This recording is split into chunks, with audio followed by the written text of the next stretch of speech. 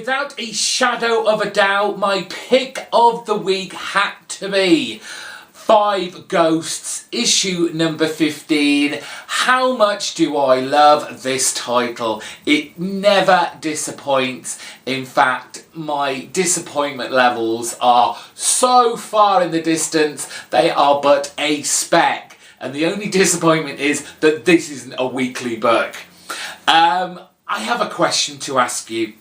For those of you who aren't reading this title, why not? Why the hell not? This is such a good book. It once again takes me back to my youth when my parents used to, of a Saturday morning, drop me off at the cinema for Saturday morning cinema club, and they would show these ridiculously old kind of films to keep us occupied for a couple of hours while our parents did God knows what. And they always used to be like high adventure, exciting tales of daring deeds. And you would come out of the cinema into the bright sunshine and reenact everything you'd just seen on the screen. And this is how I feel about this issue, about this title in general. It has this exciting, vivacious passion about it, and that obviously comes from our creators. And here they are in this story arc, and we're probably kind of midway through here. Here they are mining the kind of horror films of like the late 60s and 70s, where you have those huge, mysterious and eerie mansions in the far off distance with a horse and carriage cantering along, making their way up to its gates. You have these weird and wonderful laboratories with some poor schmuck being tied to a slab and about to be experimented on while you hear their tortured screams. In last issue we had Fabian making the foolish choice of letting its vampire ghost take full control of his body.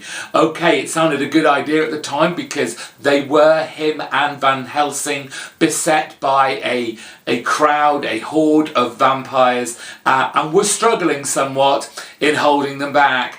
But now Fabian is watching on, almost ghost-like, like his other ghosts inside, as his vampire, it could be Dracula, lays waste to everything in sight, and that unfortunately includes Van Helsing. Van Helsing puts up a huge fight, and he almost looks like he's gonna win, and we have this again amazingly portrayed history flashback from Van Helsing, where he has what looks like to be maybe a wife, a paramour, a girlfriend who had been turned, and his struggle on whether to kill them or not.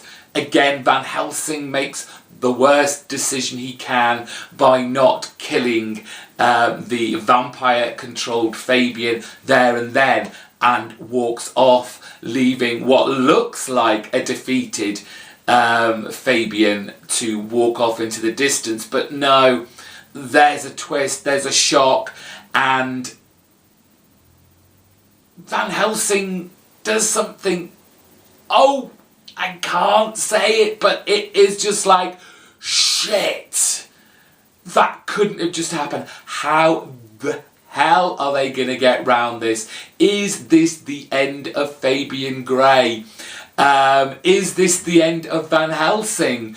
We have our mysterious turned child who has certainly done some damage now to Van Helsing, but this book, and the clever thing about it is that there is very little dialogue throughout this issue for the big action scenes, and it allows Moneyham and Afe to absolutely go to town on telling this action-packed story.